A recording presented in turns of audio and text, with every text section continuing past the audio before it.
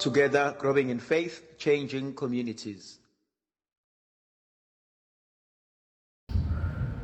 Madunyiswe Jesu Kristo. Mhlanje thina sami ngifisa ukubuka kancane Ivangeli likaMateyu chapter 5 verse 1. Wathi uJesu ukuba abone isixuku. Wayesekhuphukela entabeni. Wahlala phansi basondela kuye abafundi. Wabesevula umlomo waqala wabafundisa. Namagama u4 abalekile la.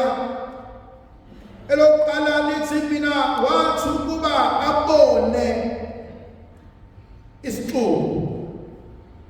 Khona lenkonzo ehlala emphefumulweni wami, ehlala enhlizweni yami ukuthi uNkulunkulu usebonile. uNkulunkulu usenothisile.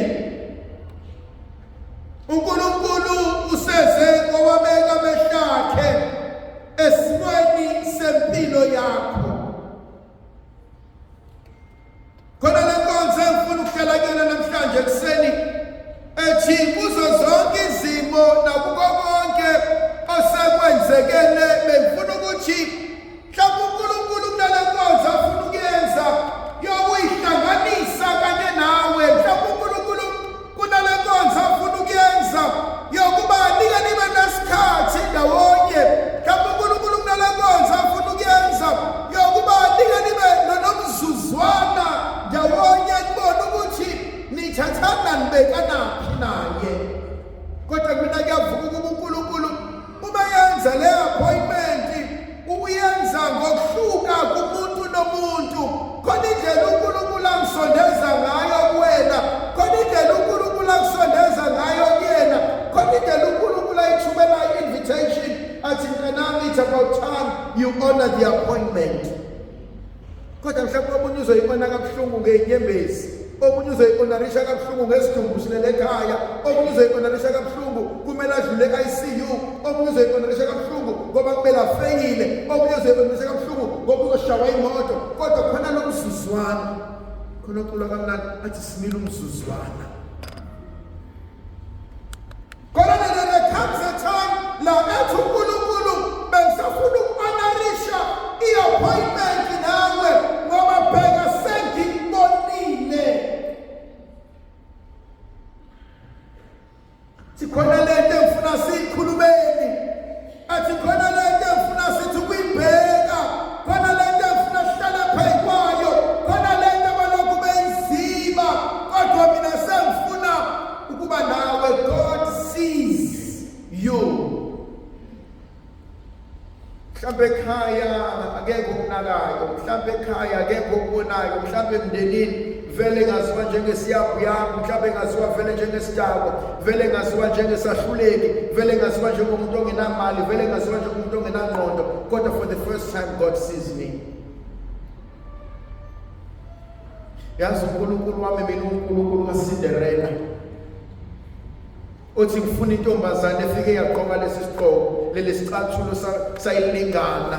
Athi angifuni ithende eyicweciwe, kodwa ngifuna intombazane eke yazigqoka lesicathulo macedane yabaleka because she didn't feel she was worthy. Mhlawumbe uNkulunkulu mina engimbonayo namhlanje, uNkulunkulu uthi anginendaba ukuthi usuwenzeni, anginendaba ukuthi sekwenzakaleni, anginendaba ukuthi usudluleni, anginendaba ukuthi baze bathini ngawe. Kodwa namhlanje khona lo uNkulunkulu akakhuluma ngelinye ilanga kuZakheyus athi bezodlula ngaphansi komuthi. uZakheyus agijima yona ehlathini, athi memehlathini phezulu, athi uJesu mfana, athi kodwa igama lisholo elithintana, athi namhlanje, athi kumele ngibonane nawe, athi namhlanje kumele ngiye emzini wakho, athi namhlanje, athi usindiso selifikile. Mhlawumbe thando zami nalo mbuzo ngifuna ukubuza ukuthi ufunani uNkulunkulu kuwena. Yindlela uNkulunkulu afisa ukuba nithi ukuhlala ngayo, yindlela uNkulunkulu athi usayizwile, yindlela uNkulunkulu athi usayibonile, yindlela uNkulunkulu athi namhlanje ngicela ugoduka nawe ngekini, namhlanje ngicela ugoduka nawe ngekwisimo sakho, namhlanje ngicela ugoduka nawe siyolungisa izinto kade wawukhuluma, kade kangiya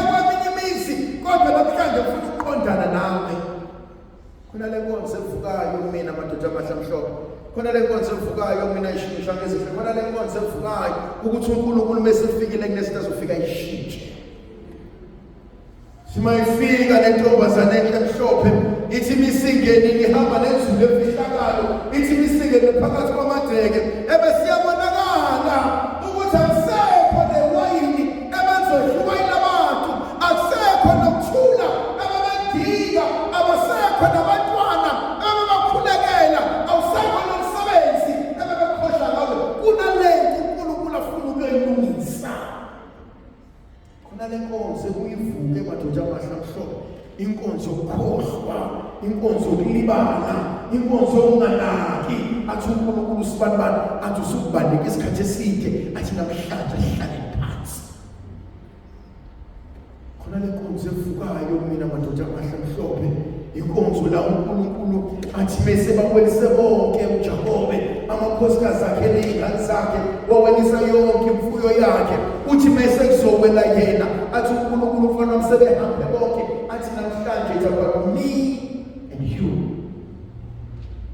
khona le nkonzo uNkulunkulu engibone sibizela kuyona inkonzo yokudlula umuntu inkonzo yokudlula ukuthi usimalibalo beyidinga leyonto athi uNkulunkulu manje mfana wami asike sibhekane ubuso nobuso lithi izwi likaNkulunkulu uJakobe wabambana noNkulunkulu ubusuku bonke lithi izwi likaNkulunkulu he wrestled with God wazomthinta inyongo uNkulunkulu maqedana uJakobe lithi izwi likaNkulunkulu wawamele emvese thuka engathi ngiyabona ikhethe njalo elisukela shiya amakhosikazi lo yonke into was so perfect at least he thought everything was perfect until ahlangane noNkulunkulu azakhumbuza uNkulunkulu izinto ayikade seyikhohliwe thina sakhona lenkonzo sibesiyenza njengabantwana bakaNkulunkulu inkonzo yokujwayela athi mhlawumbe ubekhala kahle namhlanje athi sibanibani athi akudlule kubona bonke abantu athi sibanibani athi ake usondele athi ake hlale phansi athi ngoba kunento esengiyibonile athi kunethumbu ebefuna ukuqhumbuza athi kunento ebefuna ukulungisela yona athi kunento ebefuna ukuba sithi ukuyibheka namhlanje khona behlakhe ezokwazi ukubona kahle ngale nkonzo uNkulunkulu ayibusayo nayifusayo empilweni yakho ithi izwi likaNkulunkulu uthe umntaka Maria esesibonile isithuku ukuthi wobhala kahle wakuphukele eceleni ngithanda inkonzo ayenzayo ithi izwi likaNkulunkulu wakuphukele eceleni uma ngithi ngiyambheka umntaka Maria bekuphukele eceleni ngeke ngambona ekhathini eyiningana athi bekuphukele eceleni athi maqedane kwabona uNkulunkulu nobuso nobuso kuthi kuyavuka mina ithemba zami ukuthi ngelinye ilanga abantwana bakaIsrayeli bake bashiye eGibhithe ngelinye ilanga bake basuka abantwana bakaIsrayeli athi obhala kahle athi Mose hamba ususa abantwana bami athi khona bayokuphukela entabeni maqedane ebesebenzela umhlatshelo athi khona bayokuphukela entabeni maqedane kuyophelelisa izinto ngiyambuka umntaka Maria ukuphukela entabeni bese kuyavuka inhliziyo yami ukuthi bayokuphukela entabeni yini lento ayiyophelelisa kuleya ntaba athi ubhala kahle evangelini kaJohannes athi mase ngiphakanyisiwe athi I will draw all people to myself and mase ngiphakanyisiwe athi bonke ngiyobadonsela kumina ebese kuyavuka kumina ukuba namhlanje ekuseni uma siphakamela entabeni eliyimisela ingcwele uma siphakamela kulomsamo omuhle yini uNkulunkulu afuna ukuyilungisa Sangithi wena sami sangithi wena khehleli mhlophe kuze ungayishile njalo ungayilungisanga indaba yakho noNkulunkulu ukuthi ngisho khehle njalo ungabaleki kuze uhambe ungayiqedelanga izinto zakho ngoba keze kube khona abasemsabongole khona abasentabeni engcwele bathi sibandana uzophuma kanjani athi singayilungisanga indaba ukuthi khona izinto uNkulunkulu ekubone sibizela kuzona namhlanje ukuthi ukhuphukele entabeni ngiyithanda le nkonzo ukhuphukele entabeni athi noma ungakhuphuka entabeni nemthwalo noma ungakhuphuka entabeni nosisi athi kodwa ungabuyele emuva usathwele imithwalo kufike la ekuseni kabuyele emuva usabopha izinto obuyibophile ekuseni kabuyele emuva nosisi la kwakho athi kabuyele emuva nokuhlupheka kwakho athi kabuyele emuva nenhlamba yakwakho esiswela lenkonzo Mtaka Maria ngicela umsize. Wena wabonisa kwazi isitothobo. Sithi akusakwazi ukuhamba mntana. Wena wabonisa kwazi isidala sesitothobo. Uthi hlala phansi konke kuzokwenzela. Athi mntanami lento, athi kumele mina kube mina engikhuphukele entabeni. Athi kumele kube mina okuyolungisa lezinto. Ngoba bangayilungisanga lezinto. Athi ngosela abantu abami kuze kuhlupheke bona lezibone zonke ebese ngiyabuza kwenzakaleni entabeni. Athi entabeni kufika abanikazi badaba bafike bangihlalela maqedane bangihlahlela zonke izinto. Base ngiyabona nakhona.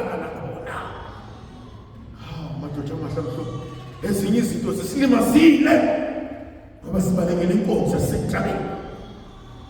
Suke sahlala inkonzo yasezansi, suke sanimalo ukuphomezana, suke sahla la kudla khona abafokazana. Kanti sibizana inkonzo yasentabeni. Kusiwa wonke umuntu okwazi ukuphakamela kuyona. Siya wonke umuntu okwazi ukuhlala kuyona. Ngoba endleleni kumefa, ngoba endleleni kufuka izinto, athi ngoba endleleni athi namatsha akhiphayo, ngoba endleleni kunabantu abangafuni sifikelele kuyona. Athi ophala kahle.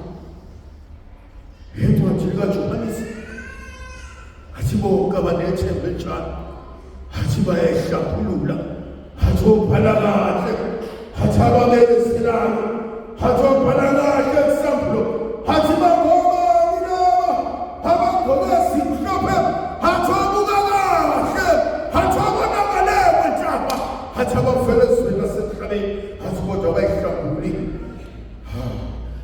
bayihlambululile ingubo zabo egazile khona le nkonzo uNkulunkulu asibizela kuyona entabeni.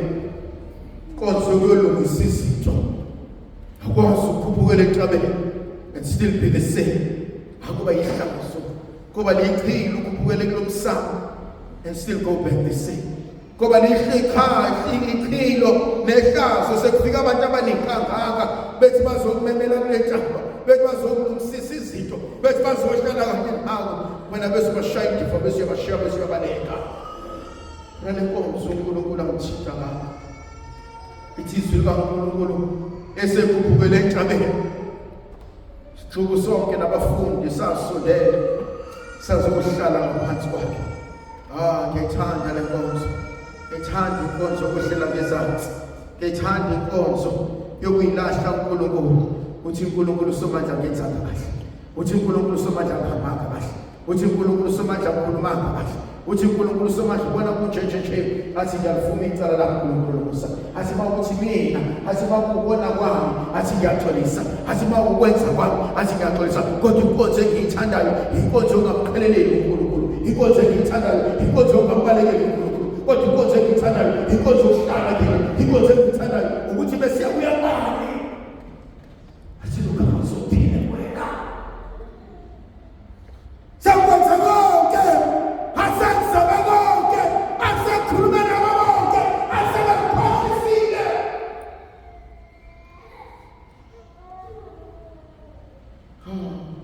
Basondela abanikazi.